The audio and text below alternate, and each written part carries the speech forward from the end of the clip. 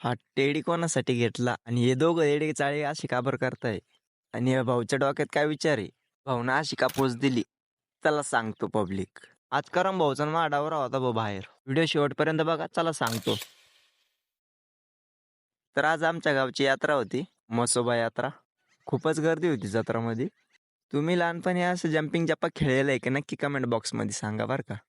आपले करम भोपा काय फास्ट चालली अरे म्हणलं वय थांब ना बाबा. भाऊ नुसता पळूच राहिला ना भाऊ की मौज घसरकुंडी. हे दोन नमुने आले ना म्हणते व्हिडिओला लाईक शेअर कमेंट करा. नेम शेट बघा काय सांगता.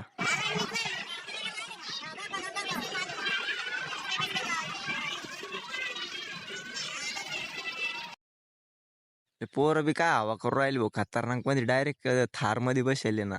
आपला आजी भाई आणि एक पवन भाई खतरनाक मध्ये डान्स करू राहिले ना भाऊ. अख्ख्या जत्रामध्ये नुसते धिंगाणा करून टाकलं त्यांनी. भाऊ बस ना पवन भाऊ काय मध्ये मध्ये मध्ये मध्ये नुसते पॉम पॉम वाजू राहिले काय माहिती भाऊ.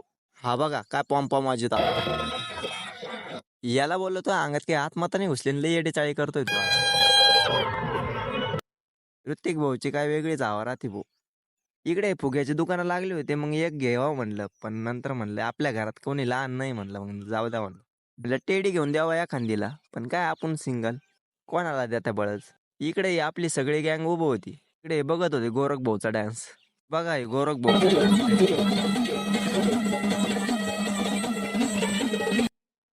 इकडे सचिन भाऊनं प्रसाद घेतला होता मग चालला होता घराकडे. इकडून हे दोन नमुने आले त्याच्यातले एक नमुना नाही तर डोळ्यात दाखवू राहिला. आपली सुबोध भाऊ आले. सुबोध भाईनं बी एक पोच दिली होती तारनाक मध्ये. इकडे मी त्या काकाला म्हणलो मला खेळू द्या ते म्हणते नाही रे भाऊ लहान मुलांसाठी. जाऊ द्या ते काय खेळू देत नाही चला आपण इथून. या भाऊचं अजून लहानपण गेलं नाही काय नु भाऊ डोक्यातून. आम्हाला म्हणतो जाऊ कर डायरेक्ट पळत पळत. ते सगळं सोडा. व्हिडिओ आवडला असेल तर लाईक शेअर कमेंट करा. तोपर्यंत बाय बाय भेटू नेक्स्ट ब्लॉग मध्ये.